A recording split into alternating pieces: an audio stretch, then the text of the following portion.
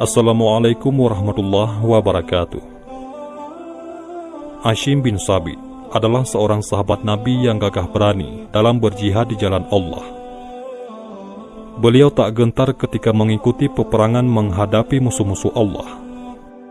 Karena Hashim bin Thabit dikenal dengan keberanian, ketika beliau gugur di medan pertempuran, salah satu perempuan kafir Quraisy bersumpah akan memberikan hadiah kepada siapa saja yang dapat membawakan kepala Hashim bin Thabit kepadanya untuk dijadikan batok minuman keras atau khamar. Namun sebelum kita bahas kisahnya, mari kita sukai video ini, komen, dan berlangganan, serta bagikan video ini agar bermanfaat bagi semua. Terima kasih. Perang Badar baru saja usai. Kaum kafir Quraisy bertekad membalas kekalahan mereka. Kedengkian dan nafsu untuk balas dendam terus berkobar di dada kaum kafir Quraisy. Tidak saja kaum pria, bahkan perempuan-perempuan bangsawan kaum kafir Quraisy pun turut pula ke Uhud untuk menggelorakan semangat perang.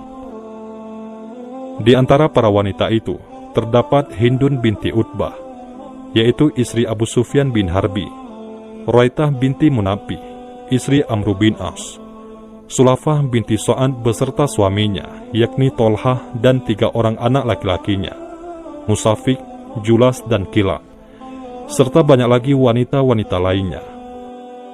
Ketika pasukan-pasukan Islam dan musyrikin bertemu di medan Uhud, dan api peperangan pun menyala, Hindun bin Utbah dan beberapa perempuan dari kaum musyrikin lain berdiri di belakang pasukan pria.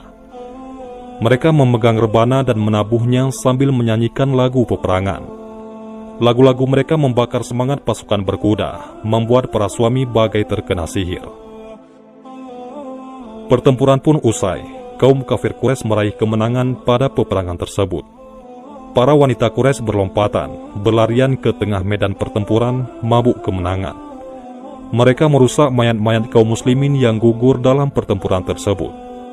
Mereka membalaskan dendam bapak, saudara, dan pamannya yang terbunuh di pertempuran sebelumnya, yaitu Perang Badar. Sulafah binti Sa'ad lain pula caranya. Dia tidak seperti perempuan lain. Hatinya guncang dan gelisah, menunggu kemunculan suami dan ketiga orang anaknya. Dia berdiri bersama kawan-kawannya yang sedang mabuk kemenangan. Setelah lama menunggu dengan sia-sia, akhirnya dia masuk ke arena pertempuran sampai jauh ke dalam. Diperiksanya satu persatu wajah mayat-mayat yang bergelimpangan. Tiba-tiba didapatkannya mayat suaminya yang terbaring hampa. Dia melompat bagaikan singa betina ketakutan. Kemudian ditujukannya pandangan ke segala arah mencari anak-anaknya. Tidak berapa lama dia mencari ke segenap lapangan. Didapatinya Musaffi dan Kilab telah tewas.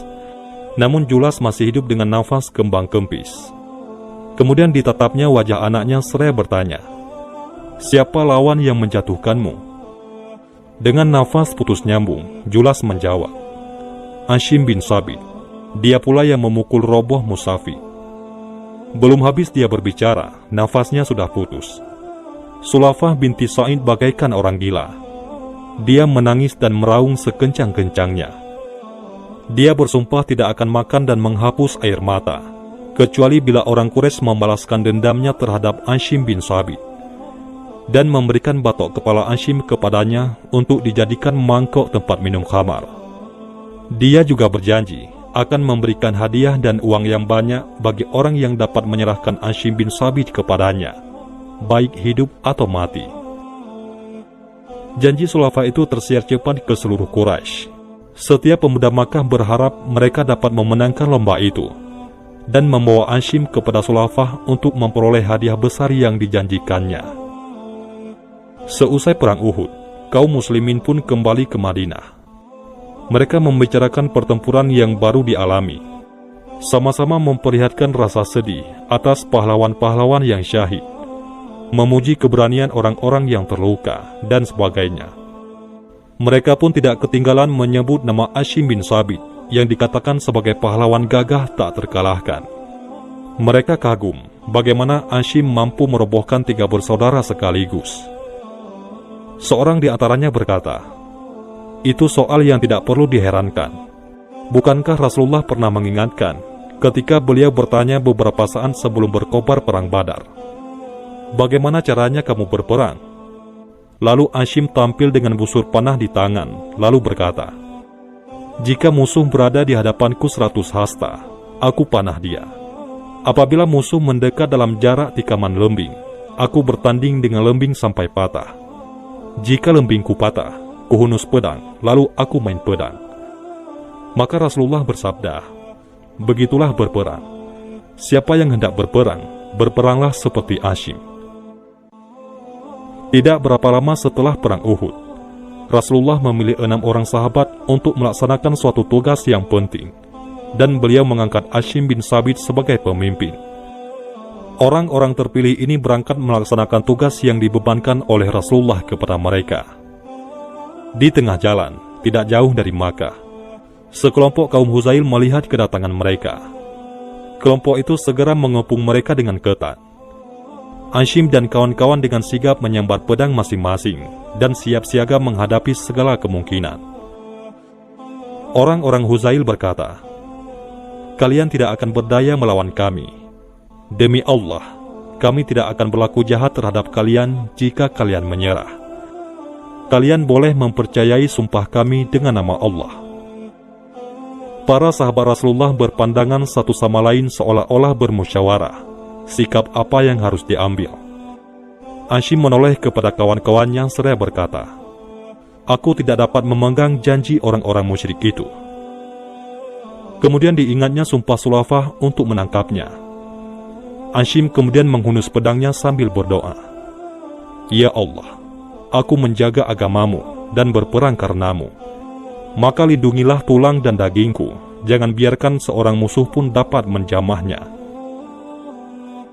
Hashim dan rekan-rekannya menyerang orang-orang Huzail. Mereka bertiga bertempur mati-matian, sehingga akhirnya roboh dan gugur satu persatu sebagai syuhada.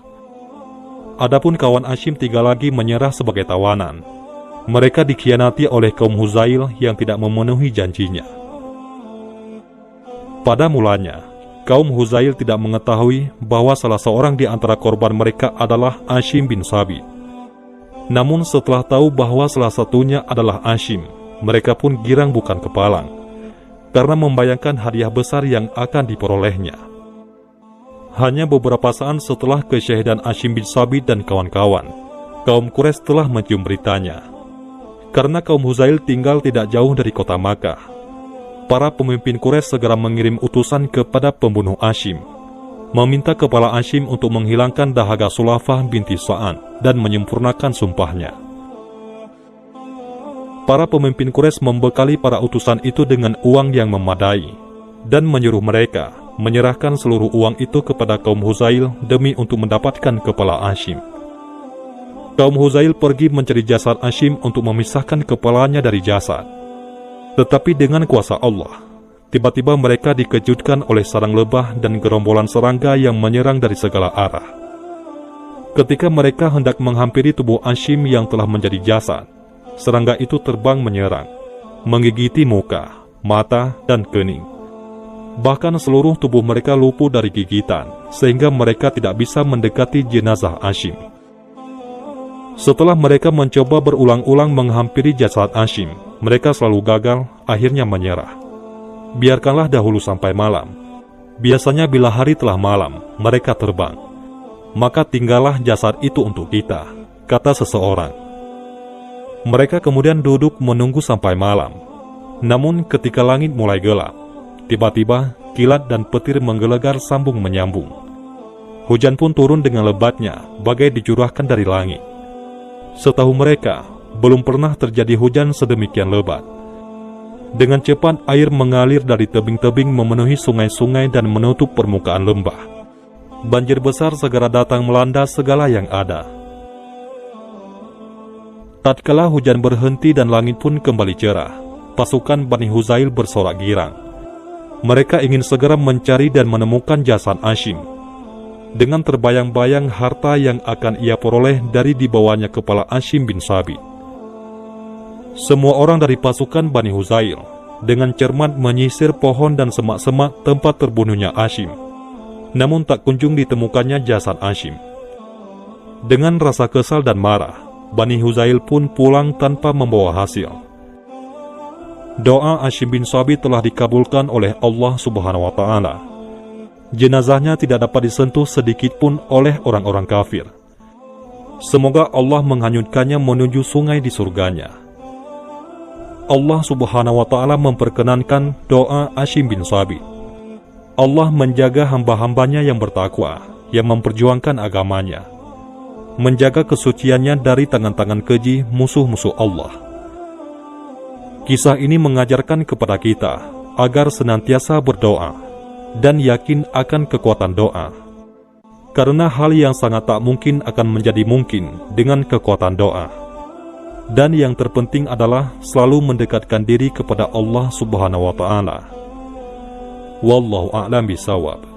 Mudah-mudahan ini semua bermanfaat. Assalamualaikum warahmatullahi wabarakatuh.